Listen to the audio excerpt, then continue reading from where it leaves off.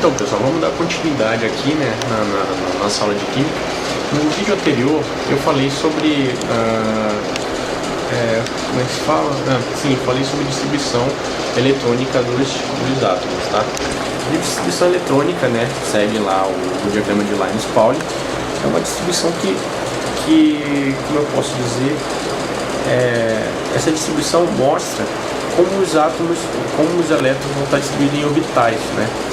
E como eu disse no outro vídeo, né, os orbitais são regiões do qual existe uma maior probabilidade de você encontrar um elétron.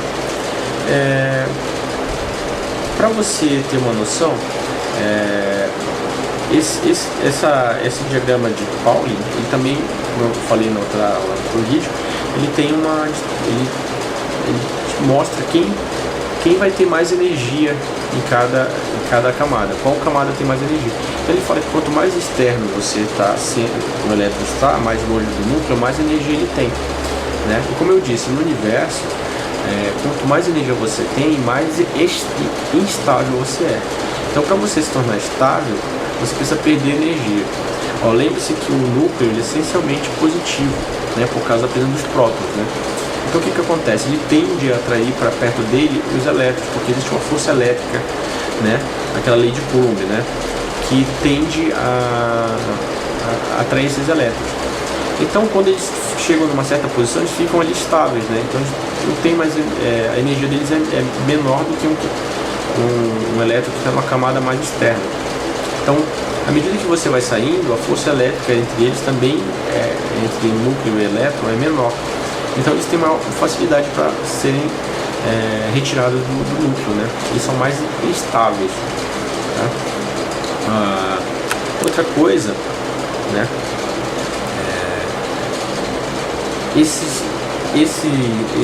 Todos os elementos químicos, né? Todos os elementos químicos, eles têm uma tendência a seguir o que é chamado de regra do octeto, né? O que é a regra do octeto? Ela fala que para um elemento ficar estável, ele precisa completar 8 elétrons na última camada dele.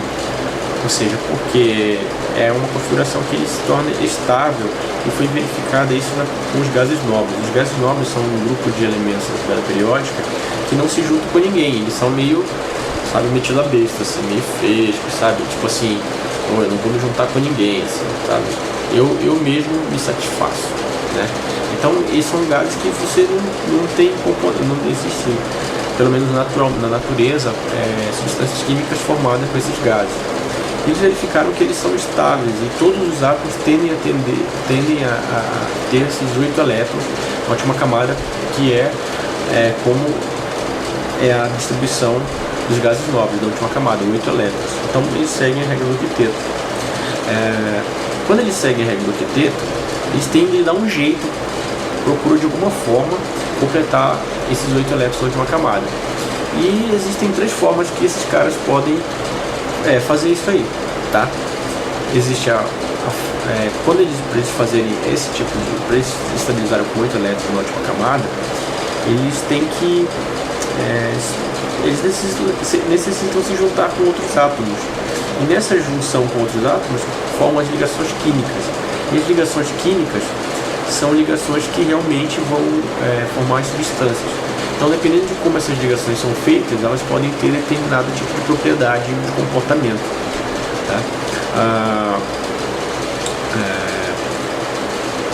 Portanto, é muito importante você conhecer essas ligações químicas. E na natureza, atualmente, né, que se sabe até esse ponto, existem 3 formas de ligação química, tá? Que uma é a ligação iônica, né, primeira. Depois tem a ligação covalente e a terceira a ligação metálica, tá? Então a gente vai falar dessas 3 ligações, tá? O que cada uma delas faz. Rapidamente, né, uma explanação bem rápida. A ligação iônica, ela se baseia na doação e na aceitação de elétrons, ou seja, tipo assim, tem um átomo lá, né? Ele disse assim, olha, eu estou com um elétron aqui, para completar a minha camada de 8 elétrons, eu tenho um elétron sobrando aqui, você não está afim, cara? Aí o outro átomo fala assim, putz, cara, realmente, olha, eu tenho aqui, eu estou precisando de um elétron para completar a minha última camada lá com 8. Então beleza, pode me arrumar esse cara aí. Ah, então chega aí. Aí eles ficam lá, né? Um doa e o outro recebe. Então esse é o princípio da ligação iônica. Existe um outro tipo de ligação chamado ligação covalente, que daí os caras são mais... é um outro tipo de relação. Os átomos, eles fazem uma sociedade, assim, pô, cara, vamos compartilhar aí os nossos recursos. Ou seja, é um compartilhamento dos elétrons, ou seja, os dois átomos compartilham os elétrons. Não tem mais aquele negócio, olha, eu dou e você recebe. Não, os dois doam e os dois usam, os dois recebem. Então é uma ligação, tipo assim, amiga, né? Tipo, vamos compartilhar. É uma ligação meio comunista, né? Entre aspas. Né? E ela se divide em ligação covalente e ligação dativa. Ligação covalente normal e ligação dativa. E a terceira é a forma na qual os metais são formados, né? E a ligação metálica, ela se baseia na teoria de nuvem de elétrons. Cada átomo, por exemplo, uma barra de cobre, e tem os átomos lá formando a barra de cobre. Só que os elétrons dela ficam lá, tipo, parece criança quando vai na igreja, né? Pelo menos quando eu ia na igreja lá, os crianças ficavam correndo lá no meio dos bancos lá, né? Então, os elétrons ficam criancinhas lá, correndo lá, perturbando, enchendo o saco. Essa teoria explica algumas coisas no comportamento dos metais. A gente vai falar de cada um mais basicamente, né? Mais detalhadamente. Então, o primeiro que eu vou falar é a teoria da ligação iônica. Tá? O que é a ligação iônica? Tá? Então, aqui ó, já está escrito. Ligação iônica, você tem aqui um átomo de sódio. Como eu falei para vocês, ele tem 11 elétrons. 11 elétrons, tá? Então, a distribuição eletrônica dele é 1s2, 2s2, 2p6, 3s1. Tá? E tem o cloro, que o Z dele é 17.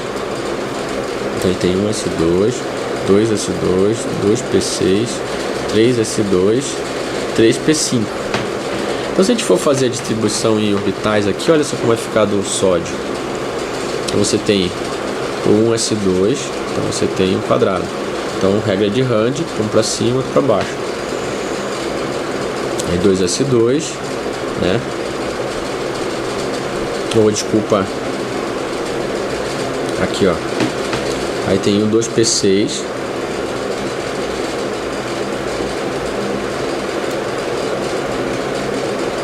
a gente chama isso aqui de geralmente px, py e pz, tá? Porque estão orientados nos eixos cartesianos, como eu falei no outro vídeo, né? E 3s2, 3s1, desculpa. Então a gente tem aqui, ó. Tá vendo que a última camada é a camada 2? A camada 2 tem, ó, 2 elétrons mais 6 elétrons. Então dá 8. Certo? Então para ele ter esses 8 aqui, ele precisa perder esse cara aqui, né? Esse único elétron. Já o cloro, ele tem um S2, né? Aí completa aqui.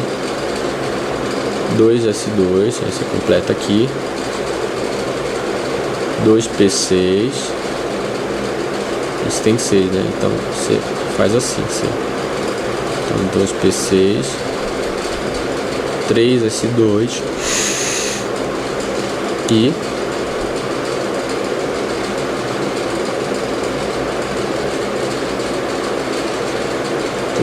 P5, né? Então fica aqui, ó. 5. Tá vendo que para ele completar aqui a camada 3 com 8 elétrons, ele precisa, né, de mais um. Então esse cara aqui doa e esse aqui recebe. Então existem, eu não sei se eu já falei isso, mas existem elementos na natureza que eles têm maior facilidade de doar elétrons. A gente chama mais elétrons positivos.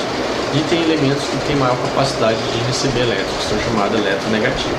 Geralmente os metais são elementos muito eletropositivos, né? Eles têm a facilidade, a tendência natural de doar esses elétrons, que é o que acontece com o sódio aqui. Porque para ele completar os 8 elétrons da última camada, ele precisa perder esse elétron aqui. Então o que que acontece?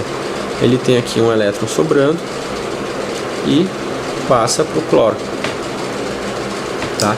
Então eles ficam unidos por esse tipo de ligação.